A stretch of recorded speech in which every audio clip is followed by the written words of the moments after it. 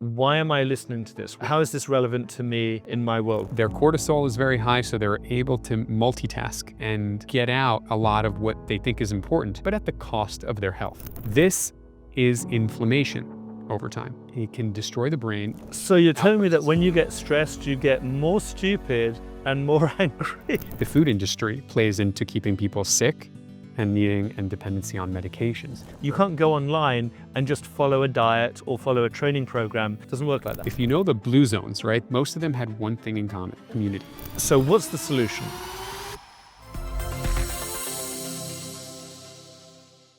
Welcome back to another episode of the Better Decisions podcast. I am David Siddons, I'm your host. And today we are going to cover a subject on what does a healthy lifestyle look like in Miami? What is a healthy lifestyle? And I'm actually joined here today with Dr. Elliot Dinetz. Elliot is a primary care physician that has a specialty in functional medicine, obviously health and wellness. Elliot, thank you for joining us. My pleasure. Happy to be here. Okay, so I've known Elliot for a while. And first of all, I'd love you to just introduce yourself, who you are, what you do, what you specialize in. And then we're going to get into the conversation about how we can live our healthiest lifestyle. So, as David so politely introduced, I am in the health and wellness space, predominantly in something called functional or precision medicine, where we personalize health and wellness decision making and essentially performance and health optimization according to each unique individual's needs and what their goals are.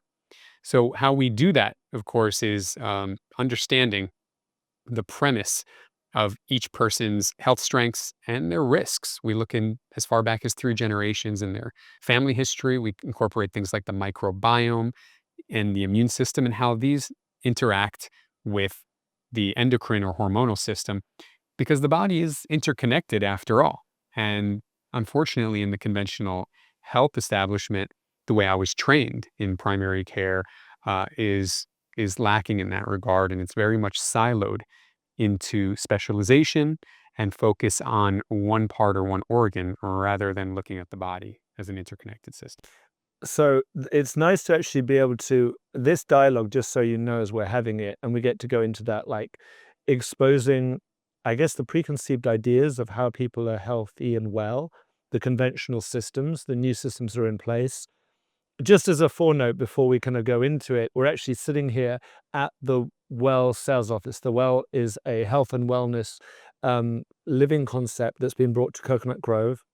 It's a new residential building by Terra that's located in the heart of Coconut Grove. And it very much revolves around the philosophy of health before wealth. It's all about healthy lifestyle, how you can live your healthiest lifestyle, and what that really looks like. And obviously, this is an opportunity to understand what health is really about, because I think that on the surface, it's really misunderstood. For those who do understand it, those who decide to really focus on true wellness, there's many aspects to it. And we're going to get into what the lifestyle looks like, internal, external, and we're going to go down into a large conversation around stress, how we handle stress. I deal with people moving into Miami every single day, and I would often say that we're dealing with people at an inflection moment of their life when they're actually pretty stressed. It's quite a stressful process to sell a home, to buy a home. And obviously what we're trying to do is manage them to get them into a place of less stress. And often when they're moving here or they're moving because they're looking for a better life. So going into how does the body work when it comes into being healthy and well? What does a healthy system look like? So, great question. A healthy system looks like one that's firing essentially on all cylinders, but together, rather than, let's say, like some people that we see in your job and in my profession that are gung-ho and they're kind of burning the candle at both ends, as we should say. And they think they're performing optimally because they're go, go, go. And their cortisol is very high, so they're able to multitask and get out a lot of what they think is important, but at the cost of their health. So when people, as you've probably seen, there are different types of personalities out there. Yeah. Some people can handle stress better than others. Some deal with it in bursts and then come back to normal. And since we're on that topic of cortisol, which is our stress hormone, and the impacts on health and wellness, that's a great place to start because if they're involved with, let's say, too many things at home that are disturbing their productivity, it's going to affect their job. It's going to make them come home upset and interact with their family, etc. And these are slippery slopes that should be discussed because optimal health is an individual first and foremost that has a passion, a purpose, and is able to do so with pleasure despite bumps and hiccups and stress. Stress should not be prolonged. One of my notes when we were preparing for this podcast, and the big word that I have is stress. Stress was showing at the beginning, not enough stress, not enough stimulus is I'm bored. And then the next level as you move up is I'm getting going. And then the middle level, the peak is I'm absolutely rocking it and I'm doing really, really well. And then after that, you get into a state of like, I'm burning out. I'm getting too much stimulus. I'm doing too much. And then obviously going into the crash. And we'd actually said before the camera got rolling, you were talking to me about waves, and it was beautifully said because it got us conversing about the stress process of how it comes up, and then stress creating inflammation, and then the anti-inflammatory response after that. Can you explain that a little bit? Explain how stress works on our body in a like good stress, and then how it becomes too much, and then obviously the cascading effect after that. Of course. So in getting into that, I just wanted to, clarify. There's different forms of stress. We have mental and emotional stressors, and then we have our physical stressors, like Yep. when we're exercising. Of course, the mental and emotional aspect, not having the physical components, can actually not contribute to health quite as much, right? And we're going to be focusing on the mental stressors, the things that we have so much in our lives every day, and the ability to kind of, you know, harness that. Okay. And how it starts is the definition of what acute stress is different than what chronic stress is. We need acute stressors. That is what allows us to run away as through evolution to escape our enemies, predators, and things like that. And those are meant to be short bursts of intense exercise, actually. And that's what we're reserving it for. But in today's society, we're finding that's becoming more and more chronic. We're actually living in a time where we have easy access to almost everything, to each other. The expectations set a new bar and a new standard with less downtime. And so much is expected of us that our stimulus, our cortisol, is being maintained at a very high level throughout a long period of time. And that cortisol is another name for our stress hormone that just keeps us elevated for a prolonged period. This is inflammation over time. It can destroy the brain. One of the most obvious things that I can think of, and people watching this would be like, okay, so David, you're a real estate broker and you're having a conversation with a doctor about health and wellness. Why am I listening to this? Why is this like, how is this relevant to me in my world? Well, what I'll tell you is that when I'm selling real estate, when I'm helping buyers and sellers throughout the environment, it's a very stressful process. Also, I'm often in a position where I'm trying to help clients mitigate their stress in their life by helping them make better decisions, typically by moving from one place that's creating stress to another place that's less stressful and more enjoyable and a better quality of life.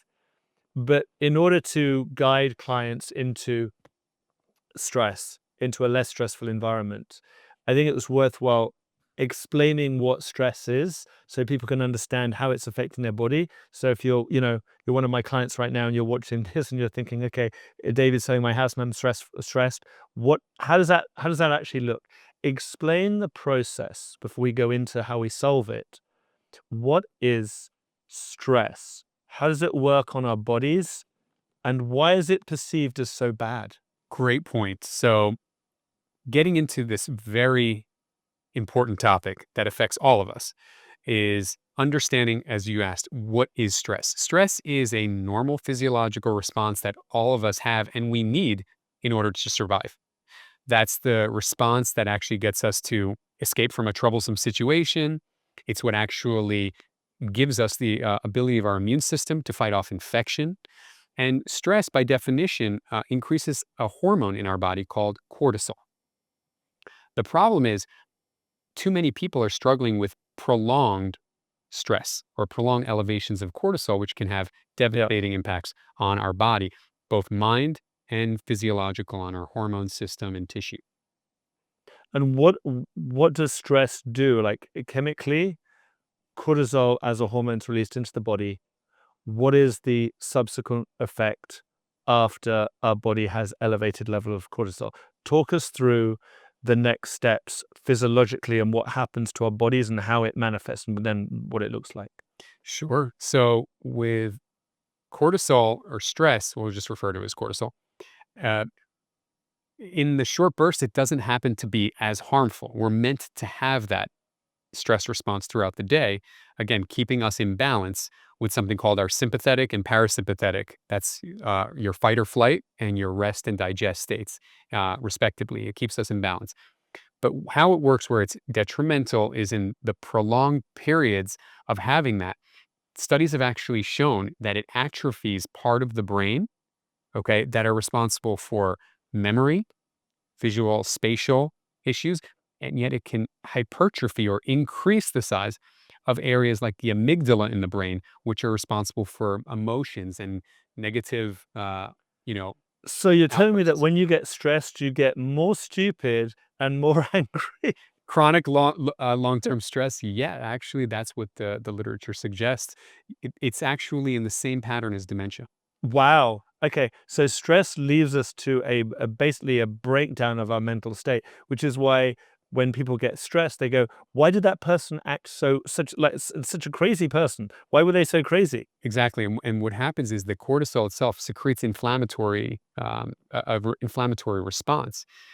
We always think of, oh, when you go to the emergency room, if you get a shot of steroid or cortisol, it's an anti-inflammatory. Sure, in the acute high dose setting, but in the low dose chronic stress state, you're really throwing your body off kilter. It actually decreases your that autonomic nervous system balance between fight and flight, fight or flight, and rest and digest. I like that rest and digest, by the way, because I mean, that I want to get into like the gut health thing of will course. come into that.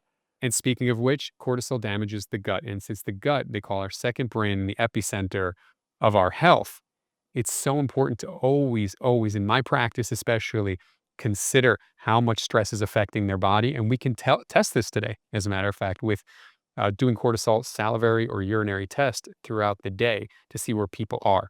You see, in the morning when you wake up, your cortisol is the highest. Did you know that, David? I did not. I thought it would be at the lowest when you wake up. It's interesting. As soon as you wake up, depending on when you wake up, But but it's supposed to spike anywhere from 7 to 8 in the morning, and then throughout the rest of the day, come down nicely so that you can sleep. yeah. Otherwise, if you're vice versa, you're Is it wired. supposed to be high in the morning? I got a hypothetical question here. Mhm. Is it because typically as hunters gatherers we were hunting in the morning and therefore our alert fight or flight mode had to be on early on in the day? Exactly. Otherwise, how are you finding food? Makes sense. And we use that today now to make our smartest decisions to prepare a good meal Yeah. in the morning and other things. So stress, obviously, when you're stressed, you're ultimately, and the motto that this podcast is called Better Decisions. So if you want to make bad decisions, get stressed. So when you're stressed, you're not going to make your optimal decisions. So for those who are watching this in the process of, figuring out changes in their life because they're stressed, how do we put together a formula to flush out cortisol from our system when we need to, and how we can avoid a continuous fight or flight and get more into that rest and digest state when we need? Well, as you were saying, first and foremost, with making better decisions. When your cortisol is high, you are laser focused, but focused on a very narrow area where you don't see your periphery and all the other factors that might be Yeah. involved in making better decisions. So, in a prolonged state like that, again, you're more excitable. It can produce anxiety. It can do a lot of things that can damage yourself, but also others. So, balancing that, right? Keeping it as that explosive as needed boost, and then making sure that you're balanced throughout the day is important. So the first thing that would be important is ensuring that you're in a state of calm, relaxed as much as you possibly can. So if you're in a state of stress or fight or flight for several hours a day, you need to meet at least that much on compensation. So that's one thing. It's just being cognizant of how long you're in that state for. And I help my patients with a lovely trick that I've learned. It's in the book Limitless. Dr. Andrew Weil has discussed this. It's sort of evolved from box breathing, but I kind of help modify this a little bit to a more complex version that you'll see and read about called 4-7-9 breathing. Okay. And I do it because then when you're stuck thinking, well, 4-7-9, 4-7, you're not thinking of too many other things because that's really taking your attention. So it's the focus on your breathing. It comes from meditation principles, but it's so easy. So inhaling for 4 seconds, holding for 7, and exhaling for 9 forces you into that parasympathetic or rest and digest state. And you can switch on that by force. You can actually do that. And it works, especially when taking belly breaths, which signal the vagus nerve that controls the... That short breathing is when you see people, and I see people stressed, and they're and suddenly their breathing gets very short, very shallow, and rapid decision. Very rapid, and then they start to fire off. I deal with the process of stress and handling stress in my day-to-day job because one of the biggest aspects of why I think people hire me is because they want calm and they want certainty in good decision making. They want to know that the biggest decision they're about to make is the right one. And they sometimes don't trust themselves in the process because they know that they're stressed. They're dealing with their own stress. They're also dealing with the stress of the family around them and people around them that's impacting their decision making. It's like you've got say you're a husband, you've got your wife and kids, or if you're a wife, you've got your husband and kids, and they're all, in this boat with you. And that process of stress really manifests itself there in certain moments, and they sometimes need that perspective to sort of stand back.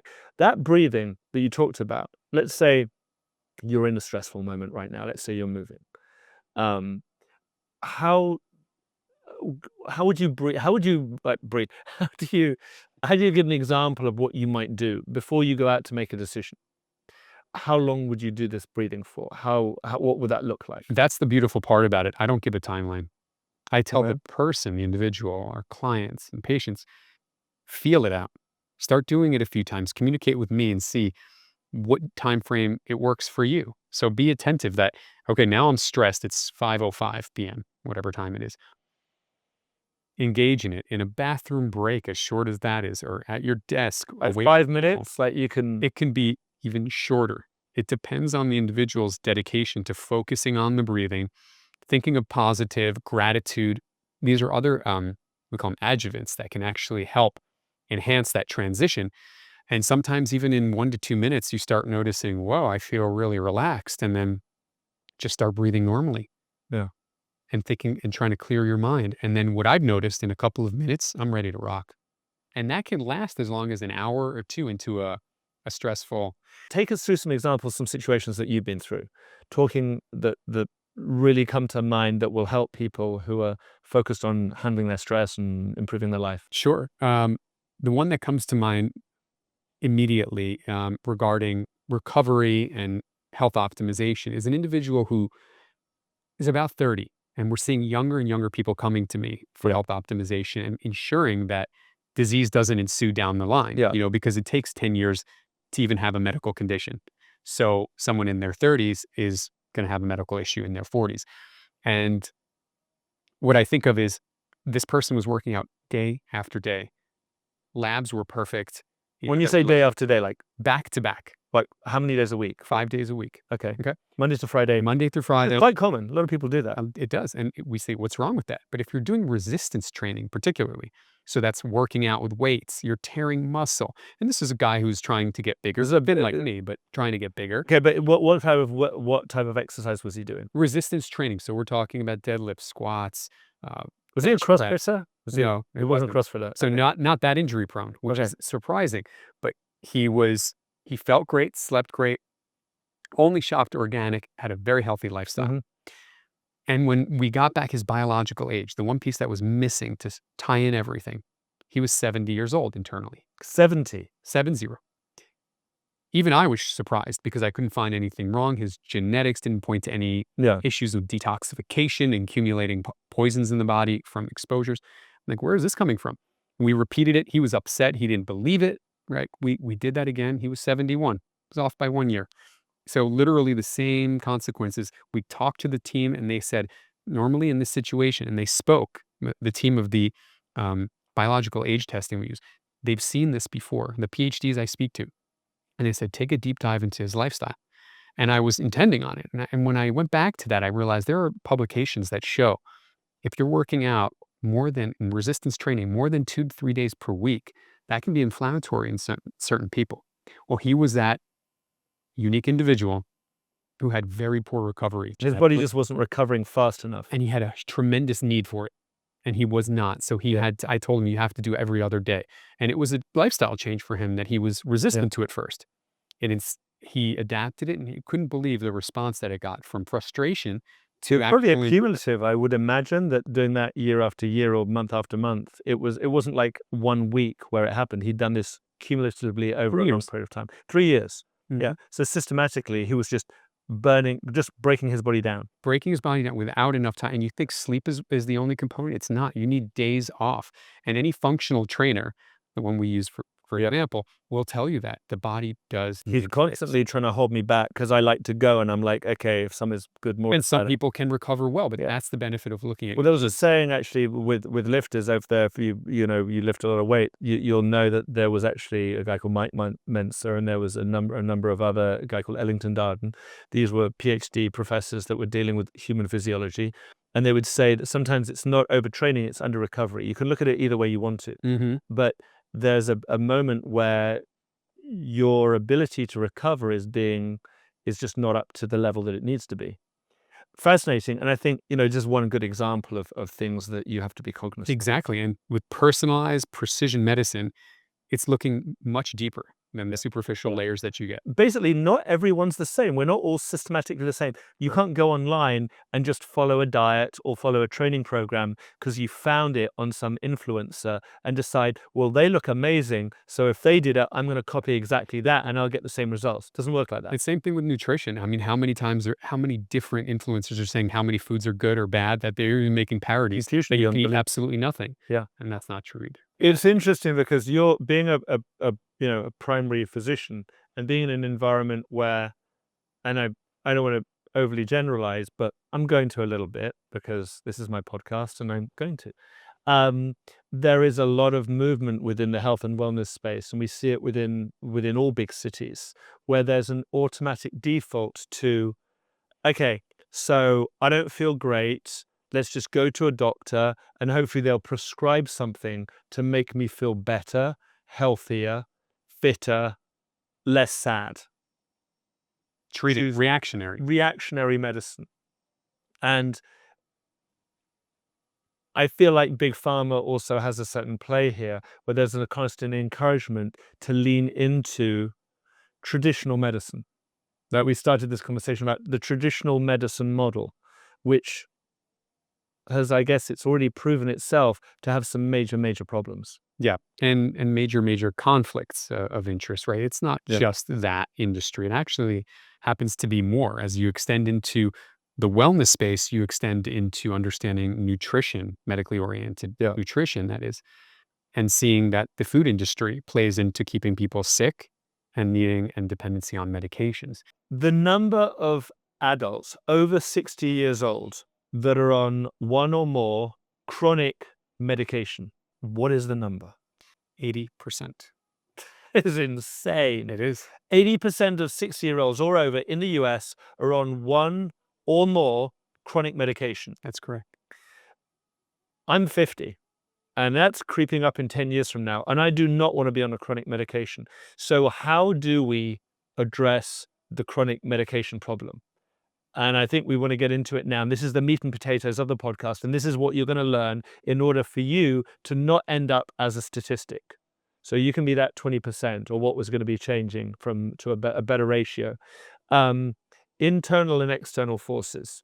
You deal with the internal. I feel, with the external because I'm Exactly. constantly helping people get into a better environment, a better But aren't they situation. also stressed about their health reflecting in the external environment and putting that Absolutely. onto other people? Yeah. And so it's a vicious cycle, David. It's So interesting. going into it, and I just made some notes on this to kind of to break it down, the aspects that affect the quality of your life and how to maximize good health. And the first one is it's your easy access to health resources, good food, good medicine, preventative medicine, restorative practices, things that will allow you to handle your stress better.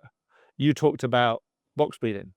That's almost like a preventative measure. Yeah. What other elements would you talk about going into like good food and good medicine? What does that look like for those people who, as they're getting older and they're trying to make better decisions for their health by minimizing or restricting their stress, bad stress? What does that look like? Like, what's good examples of good food, good medicine and restorative practices?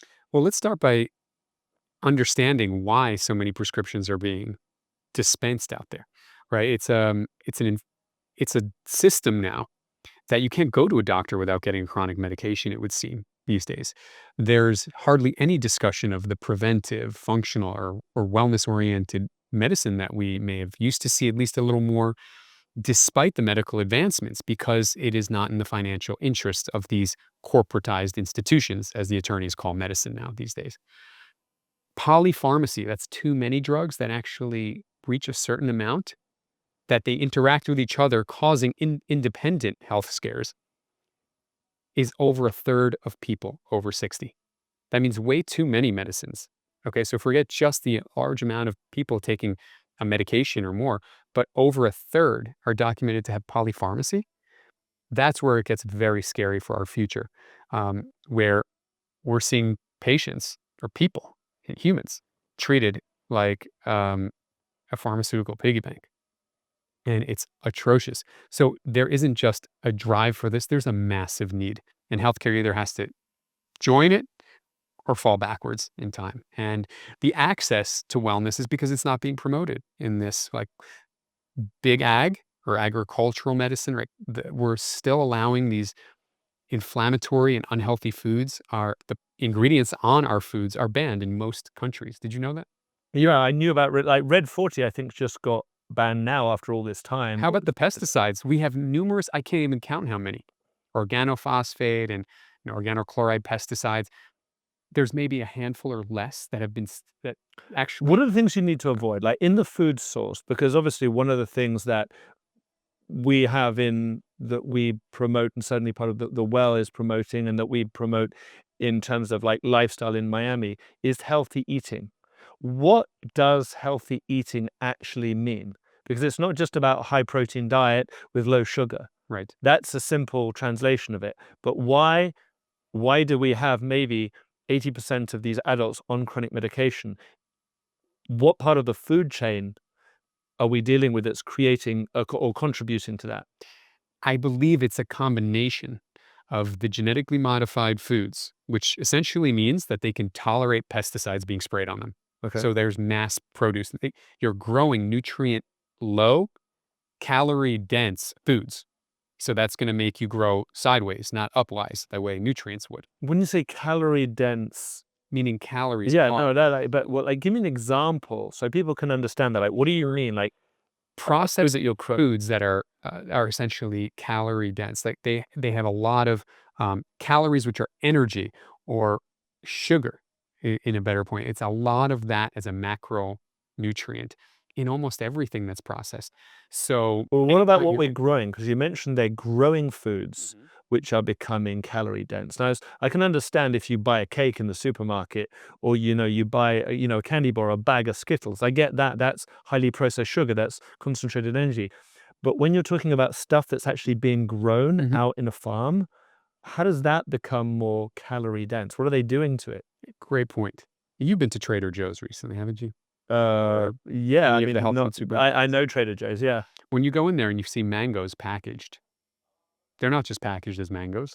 There's spices and sriracha sauce put on top of them to make them even more delectable. There's health foods that are contorted into, for example, chocolate on strawberries. Do you think people are actually getting when they go to the supermarket and they see just the vegetables or fruit or those with sprinkled with some benefit on it? That's a big percentage of what's being purchased by consumers, quote unquote, supposed healthy foods that aren't. But in addition to that, it's also the processed foods, which are anything with a P, as I call them, pre-made, plastic wrapped, pesticide laden, and pre-cooked for you. And They're often, packaged. yeah, and packaged, and they're usually processed, meaning the carbohydrates are added to them in some form of another, and sold and distributed to people with an inflammatory profile. So they have these calories with them, from glucose sources or high fructose corn syrup, like in sodas, and they have virtually no nutrient. So for those people who generally are what I would consider healthy, like I include myself in that group. I don't go out and I don't buy processed foods. I don't buy stuff out of bags. I buy healthy foods. And like many people, I won't lie, I order Uber Eats and things like that. And I'll order, from different, what I would call healthy restaurants, healthy cafes. Hmm. But one of the challenges that we have is that even the food that we perceive as being farmed healthy, I was hearing that there were sprays that go obviously onto the wheat, you have pasta. You buy pasta in Miami, you cook it, you eat it, right? The pasta that we get here, people would say, I would go to Italy, I'd go on vacation. I went on Italy for a month. I went to Italy for a month. I ate a ton of pasta. I walked every day, admittedly, came back, but I didn't put on a pound of weight. But more importantly, I didn't feel bloated. I didn't feel sick. I felt really, really good when I was there. Explain that. How does that work? So with the pasta we were talking about before, that is a grain, particularly gluten. In our country, we're second only to China to genetically modify our foods.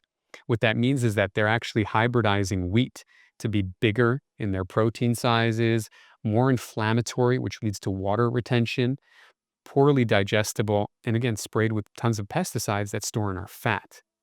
So they kind of accumulate in fat tissue as we're gaining fat. And it's kind of this sinister relationship that we have. It's not the walking that everyone's doing in Italy that's helping them lose the weight. It's they're eating cleaner, wheat products, especially over there. Their bread is allowed to sit and age for a couple of Like days. sourdough, that proper sourdough Exactly. does that. And lower gluten, less genetically modified wheats. If you look at a picture of Woodstock, or as recently as that, or even in the 80s at a concert, look at the people versus in concerts today, more recently, and you see a vast difference. Yeah. You can just look at photographs of family and you see what's happened and you track that to the processing of food and modification of it. I do think that's a big key aspect. You take some of my friends, their parents were born in Italy. They're this thin. Okay. All three kids are this big and they don't even eat wrong. They're eating what they quote unquote ate in Italy, Grew up on. but grew up on made in this country, with sourced in this country is different than So it's just not the food as you put on. You coined it perfectly. You said there's fight or flight, and there's health and there's rest, and you added another word. rest and digest. Rest and digest. And the digest part of it. This food is not digestible by our system. Our system cannot actually break it down properly because it doesn't recognize it as food. It's coated in layers of pesticides and other chemicals that stop the natural biomes in the body breaking that food down to digest it and then giving us the energy that we need. Yeah. So we end up being fat and tired. It messes with the microbiome, these organisms that are responsible for those functions. So one of the aspects of it is, okay, so now we've clearly, and many people say, yeah, I know this, I knew this, I was aware that our food source is kind of corrupt and big, a big agricultural business is really, not necessarily on our side. So what's the solution? What's the quick solution here so we can move on to the other points? How do we fix this? Is this farmers markets? Is this what we have to do? I believe in that, and I'll tell you why. Where do you think it is that they get food in Europe? Do they have Farms? Yeah, but local. Yeah. as opposed to over the country. When you fly over the United States, it's all a farm. Yeah. And they're sending it to the biggest payers, who are mass producing this stuff and sending it to people we don't even see anymore.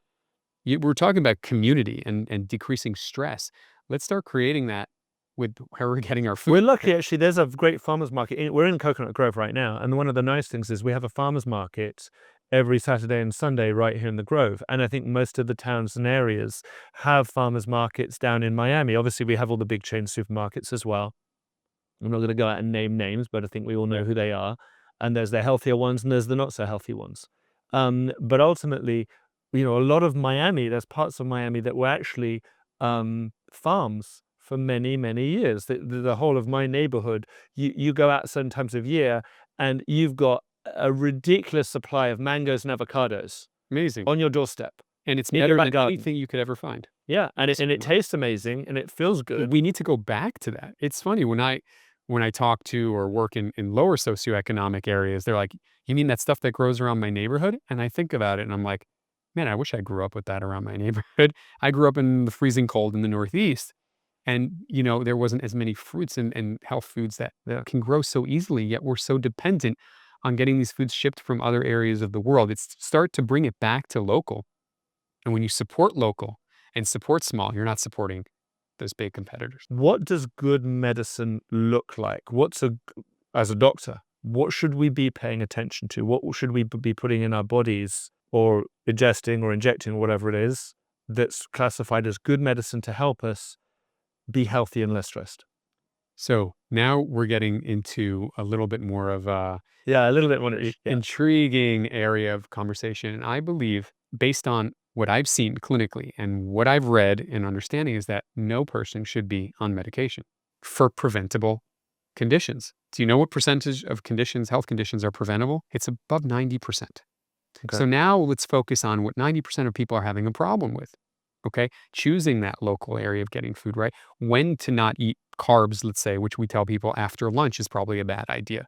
Having more fruit, because as humans and primates, the only two species don't make vitamin C, one of the strongest antioxidants.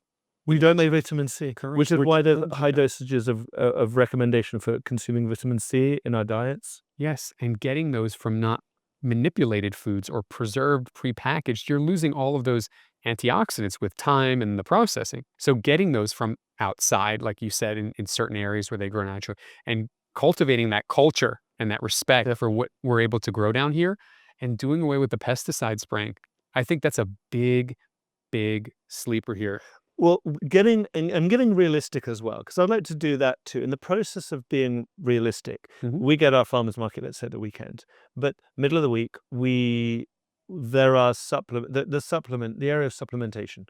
Let's say in a perfect world, we can live on an Italian island and we can all get our fruits and vegetables and be really healthy and stress-free. But that's just not realistic for 99% of the people that I know, at least. So what are a couple, like 3 or 4 supplements that you can take into your diet that would be really good to help you with your stress? Well, I wrote this for Psychology Today, and actually it's an article that went viral on supplements we should be taking but aren't. And you can look this up. Obviously, it's evolved a little over time, but there are some supplements for people who are highly stressed, and we need to address that because that's not going to change in their lifestyle per se, or they won't change. But supplements that we really need, I find, are based on the deficiencies that are most prevalent. Vitamin C, magnesium, often B complex, because B vitamins are somewhere of 80 So is that like depleted. B12? B1 through 12. B1 through 12. You have okay. 12 B vitamins, and they all play a vital role. And depending on your genetic individuality, things that we test in my practice in personalized precision medicine, we can see what supplements, what nutrition someone might need versus someone else. And deficiencies here don't allow enzymes and your proteins and other processes in the body to function properly. For example, lowering inflammatory biomarkers, digestion, absorption, and cognitive thinking, even going to the bathroom, which vitamin C and magnesium both help.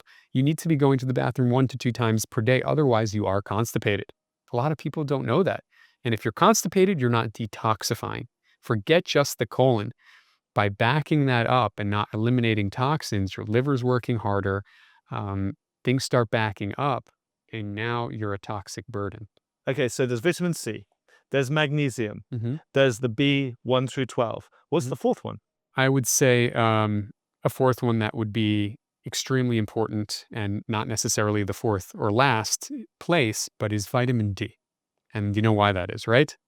Okay, sunlight. That's right. We're indoors most of the time, and that's not acceptable. Thank God we live in Miami. No, So still, what you yeah, see it in Miami. we do, we do. It's very easy to not get enough sunlight, which nicely, and then we're going to get into this in a minute, which is the external forces, which is about being outside and exercising, all those other kind of things. And again, this is about not just about surviving, but thriving. Living your best life and being as healthy as you could be. Because I typically find people who will come in, and I've got friends who have moved to Miami from other cities, two good friends actually, friends of mine, Nicole and John. If you're watching this, hope you enjoy this comment. But they always tell me there was life before and after Miami. And their friends would come down, and they were living in San Francisco, and they said, "You look completely different than when you lived back in San Francisco. What the hell did you do?" And what I realized was they were doing a lot more of the right things than the wrong things. They were outside a lot more. They were getting sunlight. They were eating better. They were exercising. They both adopted Waldo as a trainer, and their metrics of health changed. So as we're at the well, and there's a lot of wellness that I factor in now in my training, which is I get my positive stimulus through my exercise. But being a very type A person, if some is good, more is better psychology. And that Mhm. gets me into trouble more often than not, because I have an engine and I like to push, push, push, push, push. And I constantly heap stress on myself. And I wear it sometimes wrongly as a badge of honor. Like, I'm hardcore. I work out X days a week, so good for me. Right. But that's not necessarily what I now need. And I realize as I get older, I spend more time looking for ways to repair my body because I'm breaking it down and it's not repairing as fast as it should. What does restorative um, uh, activities, principles, what would you say to an audience out there and someone like myself? What are the things that would help? I think just being at home, even without a physician's assistance, restoration begins at home, just like health begins at home. And aside from having optimal nutrition, if you can get the vitamins and minerals that you need that aren't in your diet, that's one phase. But sleep is the next. Getting to bed as early as 10 p.m., and that's not the earliest, goal, but at least that long, that's when hormones thereafter start to be secreted. Our growth hormone for repair, testosterone, um, and ensuring that the body's ability to be in that rest and digest, the parasympathetic state longer so that our four phases of sleep actually ensue and not interrupted is another important part. A lot Yeah. of people drink water right up till bed and they wake up interrupted, and that does reset kind of their potential.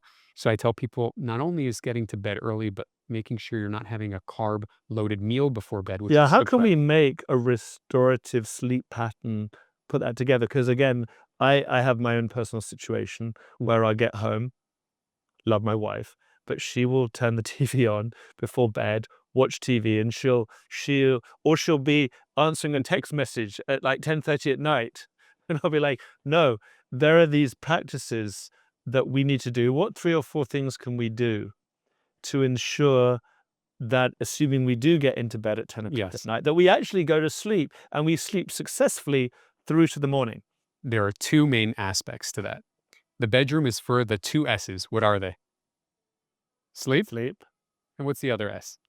I want to say sex. That's right. Right, got it right? You got it right. Okay. That's it. It's simple, but that's not how it's treated. There's general basic sleep hygiene rules that no one follows.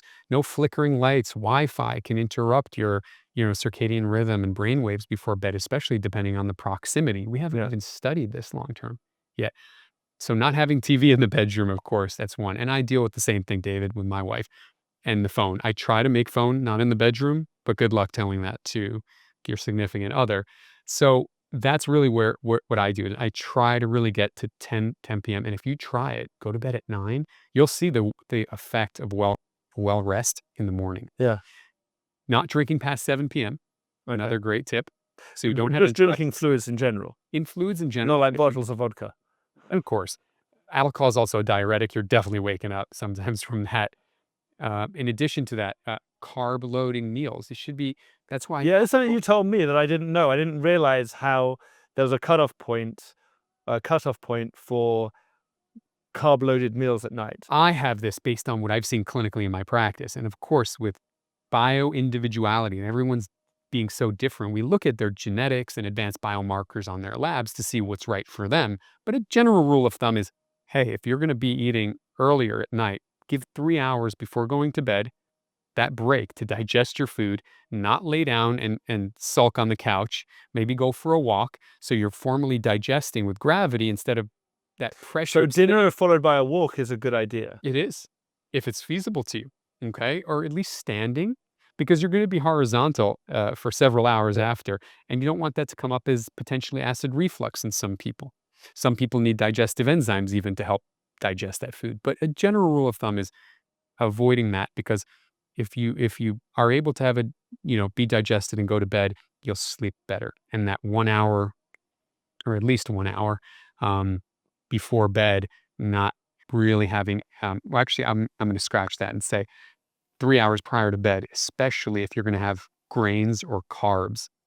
Well, grains break down into carbohydrates before bed and minimizing those to slower release carbohydrates, sweet potato, for example.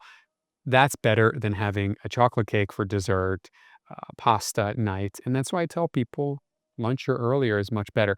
That can obviously help you. And that's where I start Mm, with repair. yeah.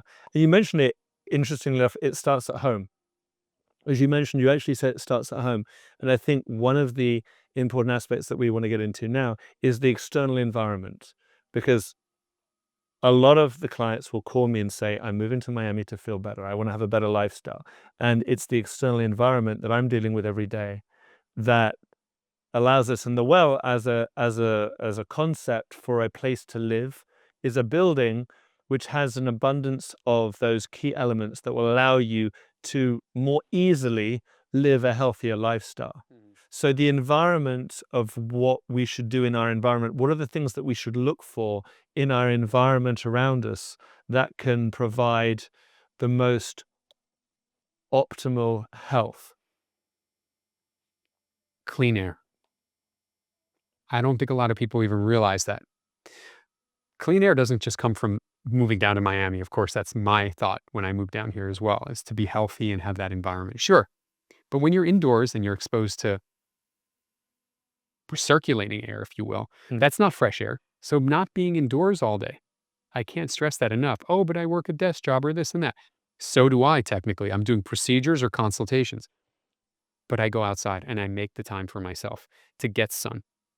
5, 10 minutes even. That's it. So the quality of going for a walk or being outside is not just about getting vitamin D from the sunlight or moving your body to increase your circulation. It's the quality of oxygen in the air that you're breathing into your lungs that's better. There's better, just a better air. It's better to be outside, correct, instead of circulating. And you want to know why? We don't know the first thing yet about the consequences of the off gassing from cheap furniture. You're talking about the well. You're not going to have that problem. You're going to have quality materials, but a lot of these fabrics made in China are off gassing things like VOCs that cause respiratory distress, or even linked to cancer potentially, and other chemicals from these cheap materials that you're inhaling all day long. So that's another factor is getting fresh air, getting outside for that purpose. Look at New York City. The statistics are that they actually do have more lung cancers and factors because they're breathing in these toxins. They'll come through the windows and mix with all the other. Yeah, I mean, I realize we've had a lot of people move from California, move from LA, and you see the smog over the city at certain times, and you see the pollutants in the air, and they obviously got different things that are hitting them. Parts of California are beautiful. They have great, great mountain ranges and places to walk. But at the same time, those environments can also not be healthy for other reasons because they can create stress in other areas. Stress due with, let's say, crime. Crime is a stress. Crime, Mhm. worried about your safety. You're in a fight or flight stage more often. More, as you said, serotonin response is happening because you're constantly alert and worried about dangers around you. Dopamine and dopamine, epinephrine, all your stimulating neurotransmitters are kicking off to keep that fight or flight state. Yeah. One of the things that I'd also wanted to consider, um, outside of being outside and obviously having access, well, the obvious things are like going out there and being able to do yoga and go to the gym and all these natural things and go running. That to me is like that. It doesn't even have to come into the conversation because we know that's good for our bodies and we should all be, moving more. But how we move more, how we spend our time, having time to move more. Like you always say to me, David, you're always running, you're always running, you're always running here, there, and everywhere. Being able to slow yourself down, to spend more time reflecting and being able to relax our bodies and be less stressed. You've reminded me, you know what? Take time to meditate. Take time to do practices that will allow you to let your body heal. Curbing that cortisol from being up here all the time to at least having some position where it comes back to your parasympathetic or the rest and digest state. Yeah. It's super important. So even studies have shown even 20 minutes in the morning and in the evening of doing transcendental meditation is enough to increase that, parasympathetic tone, that the opposite of the fight or flight state, and, reset or basically cause your nervous system to be in balance. And that's so important to know. Why wouldn't you do that? It's not that much time. Yeah. And going full circle, we talked about going to bed earlier, which allows you to get up earlier, and you can make that gap of time to give yourself. Who doesn't have an hour to give themselves? Think about that. Are you living for yourself, therefore, or for society and the wheel of the Yeah. hamster wheel of the economy? So that's what I remind my patients. And there was a final thing that I want you to bring up, which is about, you said society. We are social animals. We're not meant to be isolated. And we work better when there are people around us. And we've got people, I guess, that we connect to. And one of the big things that I experience when people come down is they say, I want to be in an environment where I'm going to meet people who are like me, people that I can connect with. There are studies, and I'm sure you can go into this more, about how, certain modalities of exercise and certain ways of living will allow you to live longer when you're doing things in a group where you've got people around you, whether it's riding a bike in a group or running or playing tennis or whatever it is. How does our social environment affect our health and wellness? And what would you say to those people out there who are looking to make a radical change to improve their health? What strategies can people put into place that will allow them to recognize the right environment that they should be in? As you were saying, circulating yourself, involving yourself in a community of like-minded people will tenfold, return that investment into your health.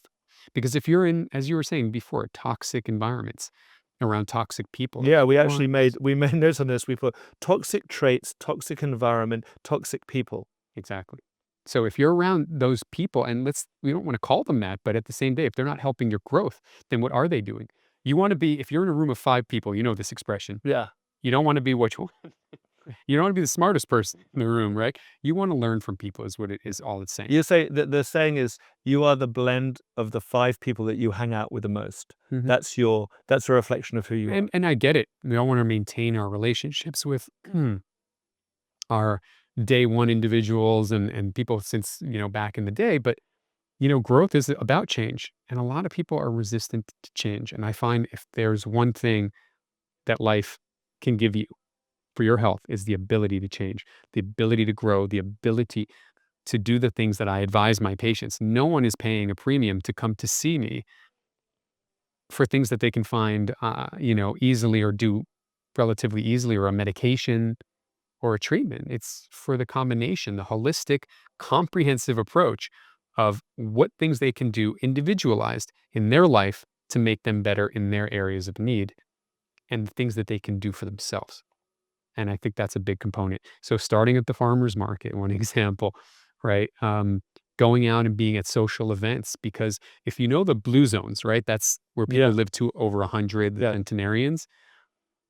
Most of them had one thing in common: community.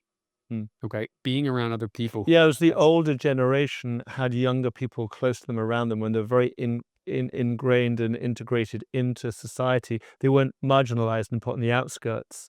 They were embraced and they were valued for their wisdom. And what better way of being a member of society than being healthy so you can spend that time with your kids, your grandchildren, or younger individuals and learn about what's new and hip instead of being that disgruntled, low testosterone, grumpy old man Yeah. who just thinks the new kids are Well, all. there's always the story of like the angry Karen who's just like furious because no one gets her, no one understands her, and lashes out. Conclusively, and I guess wrapping this up, there's a cascade of things that will help us manage our stress.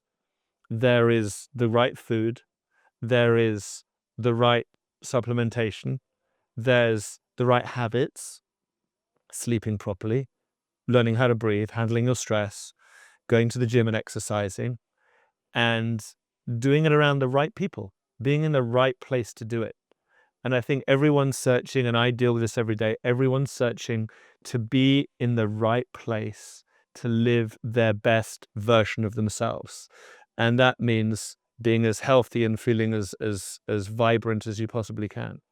Um, and so I guess if you are struggling with this, then it's time for a change. If you want to handle your stress better, you have a gentleman right here who can certainly guide you on that. And it's not just about come in and let's prescribe you some traditional medicines that have been, used in the past. It's Right. now Nothing to mask the symptoms or yes. manage the condition, but actually get at the root cause, which is the premise of functional medicine. Beautiful. So I hope you enjoyed watching this episode. If you'd like to know more, see our information below. As we're shooting this in the well, if you'd like more information about the well, this health and wellness project in the Grove, give me a call. Elliot, thank you very much for doing this. We covered a lot. I feel like we could keep going. There's so much more that we could talk about. Thank you again. And I'm sure there'll probably be a follow-up. And if you have questions, and I'm sure you probably do, if you have questions, please DM me below. Please give these questions and we'll put them to Elliot. And I think we'll put that into a bigger blog where we'll answer hopefully some audience questions that will help people put them on the right path to a better, healthier life. Thank you again. Thank you. Thank you, man. Appreciate it.